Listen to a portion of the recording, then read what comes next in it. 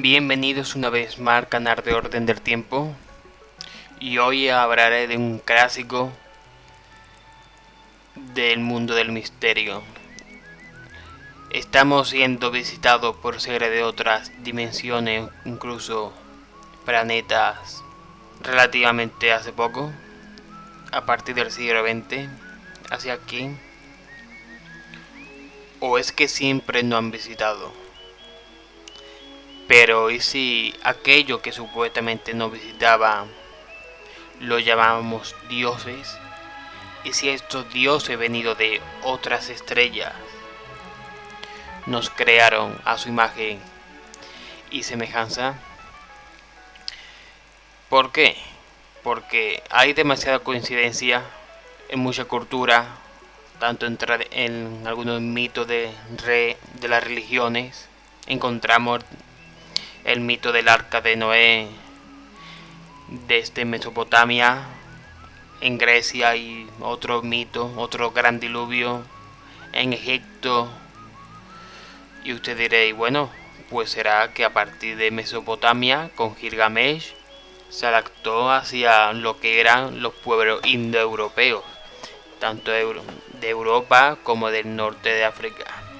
Pero también en China encontramos este mito, o incluso en las culturas precolombinas. Grande distancia.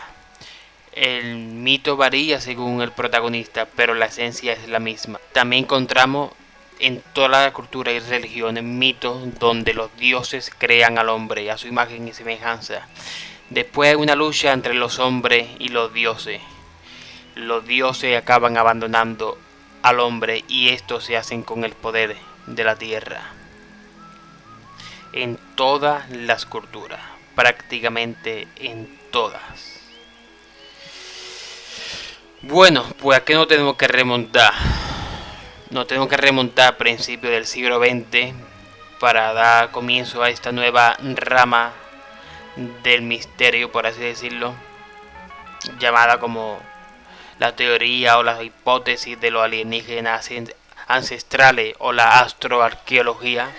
Mejor dicho, para demostrar que nosotros somos una ingeniería biológica de estos seres superiores, o que han influido a lo largo de nuestra propia historia. Bien, como ya he comentado anteriormente, todo se remonta a principios del siglo XX, cuando un joven estudiante en Jerusalén estaba traduciendo la Biblia y tradujo un texto, un párrafo del Génesis, diciendo que las hijas o los hijos de... Perdón, lo voy a leer, que lo tengo aquí. El texto es el siguiente: los hijos de los dioses habitaban la tierra, se unieron a las hijas de los hombres y tuvieron descendencia con ellas. Esto lo tradujo este joven, y el profesor pues le dijo que no era correcto, que esa traducción no era correcta, no era la que se había estudiado en la Biblia durante cientos de generaciones. ¿Por qué? Porque el término Elohim no se debe traducir como en plural, como dioses, sino como Dios. Pero Elohim es una palabra plural. Y el niño preguntaba por qué, por qué y por qué, cuando su traducción era correcta, por qué lo castigaban, por qué le reñían, por qué le mandaban a que lo volviera a corregir. Dado que el profesor dijo que a la Biblia no se la cuestiona, se estudia tal y como es. Desde entonces, Zecharia Sitchin estuvo investigando desde entonces hasta que fue adulto. Siguió estudiando y por fin halló en diversos textos antiguos que fue estudiando que aquella palabra Nephilim, a lo que otra palabra que de pequeño, cuando también la tradujo en otro texto, el mismo profesor le dijo que lo había traducido malamente, porque el profesor y la traducción clásica decía que Nephilim era la palabra gigantes, pero Zecharia Sitchin decía que no, que eso era imposible. Y también le decía al maestro que por qué lo traducía como gigante, cuando en realidad Nephilim significa los que llegaron de las estrellas. Por lo tanto, aquí Sishin abrió una nueva puerta hacia el mundo de la investigación ufológica en este caso, y todo lo relata en su obra, La Crónica de la Tierra. Y todo esto, ¿cómo lo descubrió Sishin? ¿Cómo vio que su traducción era la correcta? Pues encontró en Asia Menor una tablilla, el Enuma Elish, donde vio que la palabra Nefilim, que deriva del griego, aparece. Y en esa tablilla habla de la creación del mundo, del ser humano, y dice que estos dioses, estos que vinieron de las estrellas, llegaron a nuestro planeta y crearon el mundo. Y llegaron de un mundo llamado Nibiru.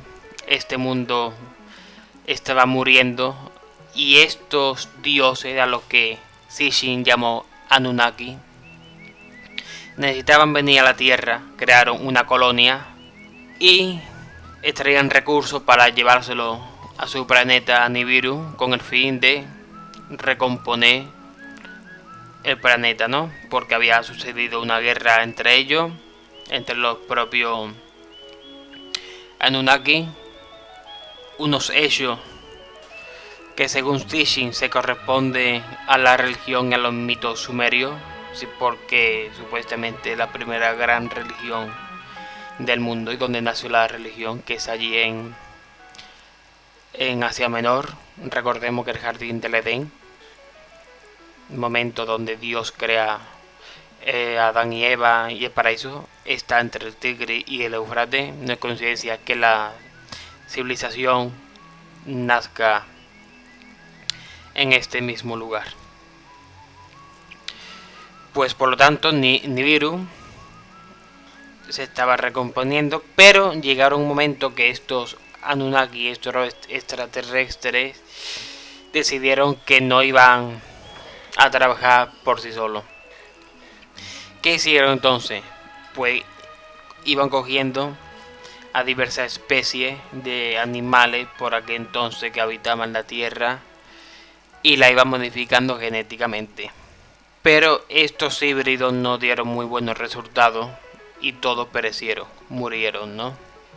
Así que intentaron crear nuevos especímenes o antecesores del ser humano, y dieron con una especie muy semejante a ellos, que eran los simios de por aquel entonces, el Homo Australopithecus, que posteriormente dio al Homo, y lo modificaron genéticamente hasta el ser humano moderno, para que éste trabajase las minas de las colonias de estos Anunnaki. Y todo esto también encontramos, toda esta creación de diversos seres humanos, lo encontramos en diversos mitos. Por ejemplo, en la religión maya, donde habla del hombre de madera, del hombre de barro, del hombre de maíz, y creo que el otro es el hombre de chocolate, posiblemente. Madera, maíz, sí, creo que sí, o me estaré equivocando, perdón. Pero encontramos el mismo mito en Grecia, donde está la edad de oro, de los hombres de oro, la edad de bronce y la tercera humanidad, ¿no? Donde esos humanos pues no fueron o eran demasiado listos o eran demasiado torpes para estos dioses, y crearon al ser humano un término intermedio, pero genéticamente habían producido como una especie de talón de Aquiles. En el caso de que estos se rebelasen contra sus creadores, exterminarlo. A su vez, también Sishin encontró en otros mitos, como por ejemplo la India, como estos dioses iban enseñando al ser humano. En el caso de la India se ve muy fácil en el mito del dios Krishna, siendo este pequeño, es adoptado por una mujer mortal, y esta mujer mortal pues lo castiga porque el niño estaba comiendo barro. Cuando el niño dice que no ha comido barro, la madre le abre la boca, porque lo llamaba mentiroso, y que en la boca pues estaba el barro que el mismo niño supuestamente había comido, pero la madre se quedó muy sorprendida al descubrir que lo que tenía en la boca el niño era el universo entero, una metáfora de la creación de este conocimiento ancestral que se ha ido cultivando poco a poco en la tradición. Otro caso sorprendente, ¿por qué? Porque ¿a qué venía esto de Krishna, al universo y demás, no? Por la astronomía, el conocimiento de ¿A qué venía lo de Krishna? Muy fácil. Los antiguos sumerios conocían un conocimiento de nuestro sistema solar muy superior a lo que diversas civilizaciones posteriores tenían. Ellos describieron un sistema solar muy semejante a como lo conocemos hoy en día, incluso con Neptuno, con Saturno, Urano, que desde la Tierra no son visibles, salvo que ya fue a partir de Galileo Galilei quien fue descubriendo y modificando el sistema solar, que hasta entonces, desde la época clásica, pues había mantenido. De los planetas llegaban hasta Júpiter, ¿no? Porque digamos es el último visible desde la Tierra. Y poco a poco se ha ido descubriendo nuevos datos que se asemejan a lo descrito por la tablilla sumerio. Pero también un pueblo africano, en el pueblo Dogon, decían que sus dioses venían de las estrellas y que una vez uno lo visitó y que venían del sistema Sirio B.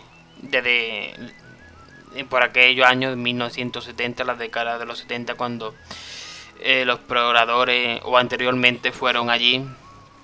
Perdón, en la década de 1970 se descubrió el sistema Sirio B, que no es visible desde la Tierra ni desde los telescopios anteriores, sino a partir de esa década, con el avance de la tecnología, se descubrió la potencia de los hallazgos en el universo y por fin se descubrió el famoso Sirio B, que los dogones decían que de ahí procedían sus dioses. Curiosamente, el mismo parámetro donde la religión egipcia dice que viaja el Ka o el más allá, y la tierra de los dioses también se sitúa por aquel camino. Pero Sitchin, además de las estatuillas, de la tablilla y texto antiguo, pues dejó abierta una puerta donde investigadores posteriores han ido añadiendo nuevos datos según la teoría de Sitchin,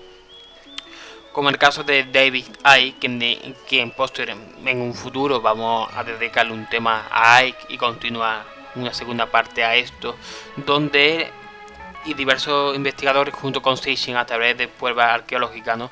Aunque ya David Icke demuestra que en una estatuilla como esta, una estatuilla antigua probablemente de Sumeria, donde vemos a una antigua diosa con su hijo, pero David Icke dice que esto es demasiado reptiliano. No sé si se ve, ¿no? Como una cabeza alargada, cabeza de reptil. Habrá que esto era un Anunnaki, un ser reptiliano, a lo que Sitchin nunca dijo que estos Anunnaki eran reptiles, sino eran muy semejantes a nosotros físicamente. Y también están los famosos OPA, objetos fuera del lugar y del tiempo, como este famoso avión precolombino. Muchos dicen que se asemeja o que imita a un pájaro, ¿no? Es lógico. Pero entonces, ¿qué hace este alero? Se hizo un modelo mayor y se comprobó que vuela. Pues que el avión vuela. Bueno, pues hasta aquí hemos llegado con la teoría o la hipótesis de los dioses extraterrestres. En un futuro la continuaremos. Espero que os haya gustado, que apoyéis al canal, bien suscribiéndoos, bien dándole a like y dejando algún que otro comentario. Nos vemos en el siguiente vídeo. No falléis. Hasta pronto.